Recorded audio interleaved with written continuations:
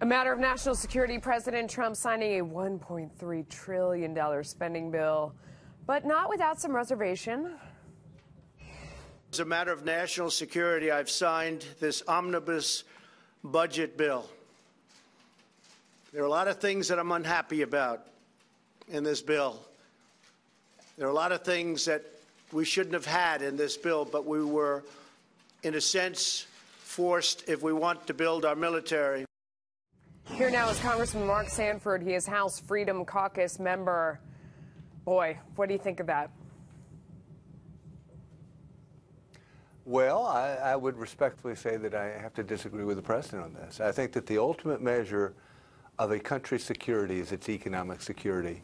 Paul Kennedy wrote an interesting book years ago entitled The Rise and Fall of Great Powers, and in it he talked about how economic supremacy was always the precursor to military supremacy. And so, in fact, I think that this bill sets us backward in terms of national security, not forward. So you think he should have vetoed that bill today and demanded changes? I do, at two levels, not only the spending level, but frankly at the process level as well. As Republicans, we went backward. You may well remember Nancy Pelosi telling her members that they should vote for the bill so that they could then read what was in it. Well, in essence, that's what every Republican did yesterday, as we had a matter of hours to review a 2,000-plus page bill, which is to say, unless you're an amazing speed reader, there's no way you could read through this. I mean, I calculated, you'd have to read 232 pages an hour to work your way through this. So from a process standpoint, I think it was broken, and certainly from a policy standpoint, in terms of the amount of total expenditure, I think it was mistaken as well. You know, some have even made the charges that when you do finally get a chance to read it, you're going to see that they pulled out things like some of the choice that the president had pushed for in the VA, and then they crammed back in the spending, and that it's even worse than people think once they get a chance to read it. Where do you go from here, Congressman?